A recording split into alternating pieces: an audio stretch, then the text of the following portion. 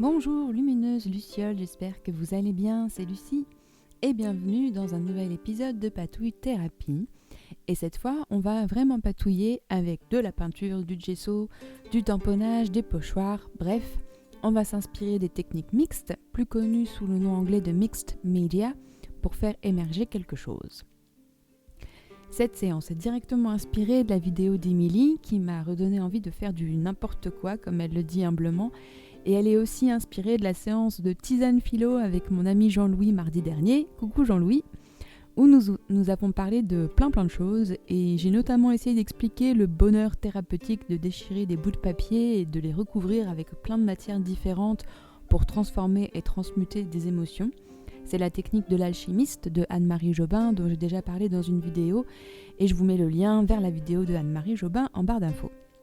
On a aussi parlé avec Jean-Louis du rapport au corps et à la danse, et je lui faisais part de mon désarroi face à toutes ces personnes qui sont réfractaires à la danse, qui disent « Ah non, moi j'ai horreur de danser, je sais pas danser, etc. » Ça nous a amené à parler de la spontanéité des enfants qui aiment a priori tous danser, dessiner, chanter, peindre, patouiller, si on les laisse faire un peu ce qu'ils ont envie de faire. Et je disais aussi que pour moi, être adulte, c'est finalement avoir la liberté de faire tout ce que je faisais enfant, donc jouer, danser, dessiner, peindre, jouer de la musique, quand on me laissait le temps de le faire. Ou que je prenais le temps de le faire en me rendant malade pour ne pas aller à l'école et pouvoir m'adonner à mes passions d'autiste. Bref, revenons à la vidéo. Vous m'avez vu déchirer des pages de livres et des bouts de papier. J'ai enduit le carton, qui est tout simplement un carton d'emballage de colle, que j'ai étalé avec une vieille carte à jouer, et j'ai placé les bouts de papier un peu n'importe comment à l'intuition. Cette étape, c'est la construction du fond. On empile les matières pour créer une texture, du relief. C'est vraiment une étape méditative, et la partie que je préfère, c'est celle où je recouvre la première couche avec le gesso, avec mon outil préféré, les doigts. Le gesso permet à la fois d'atténuer la première couche et aussi de préparer le fond pour ajouter les couleurs.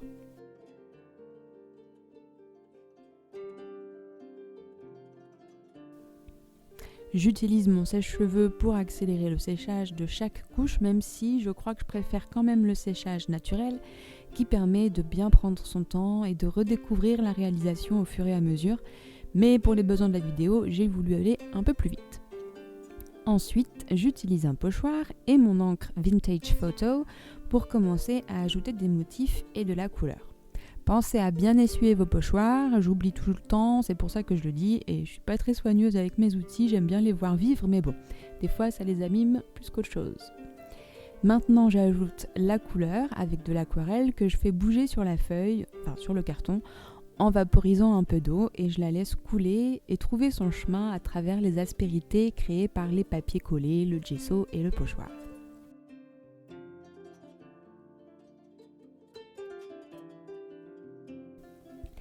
Après avoir séché à nouveau, j'ajoute un peu de peinture acrylique en tapotant avec une lingette. Là, je travaille surtout les bordures pour laisser le centre assez épuré, car c'est là que je vais ajouter le point focal. J'utilise 2 couleurs d'acrylique, un cuivre métallique et un turquoise. J'aime beaucoup l'ensemble de ces 2 couleurs qui donnent un aspect un peu rouillé, et je tiens cette combinaison de Martha de la chaîne Maramismal Art. Et puis là, j'ajoute mes propres marques au feutre gris métallique et cuivre. Avant, j'avais un peu peur de faire ça, mais là, j'ai envie de laisser mon empreinte avec quelques petites formes. Et puis, on n'essaie pas de faire une œuvre d'art. Pour moi, c'est une forme de journalisation. Donc, c'est avant tout pour moi, pour nourrir mon besoin d'expression et de créativité.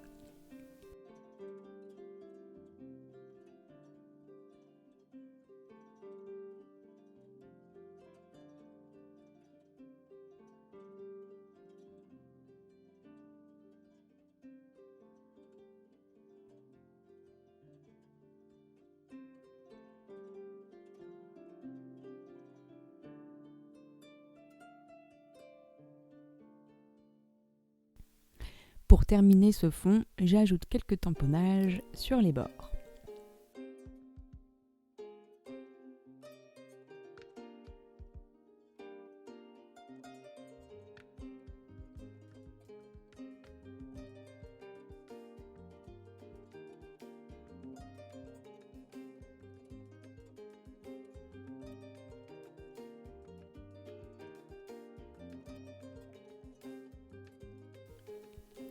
Puis vient enfin la cerise sur le gâteau, mon point focal.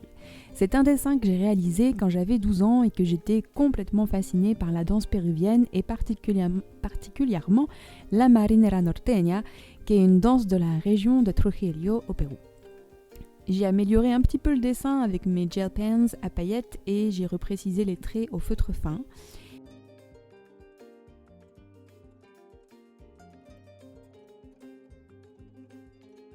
Et puis j'entoure la danseuse avec des fleurs tropicales.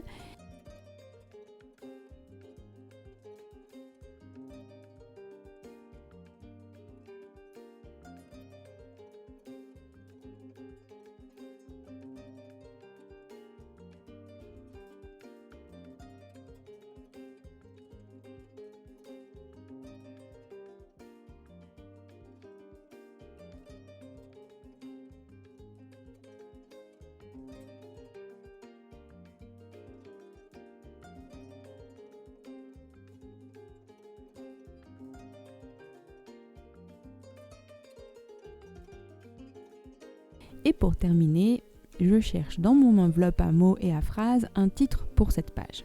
Bien sûr, je sais déjà ce que je cherche, mais je prends le temps de voir si d'autres mots ou phrases pourraient correspondre. Mais finalement, bien sûr, c'est le mot danse que je retiens.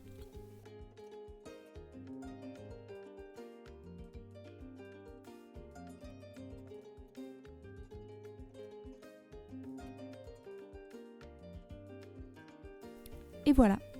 Maintenant, je vais l'accrocher dans mon espace pour me rappeler de danser la marinera. Je pense que je vais aussi la scanner pour m'en faire un imprimable sous forme de petite carte pour décorer une page de grimoire ou de journal magique. J'espère que cette patouille vous aura donné envie de patouiller vous aussi. Prenez bien soin de vous et à dimanche pour une vidéo organisationnelle dans le Bullet Junk Journal. Bye bye!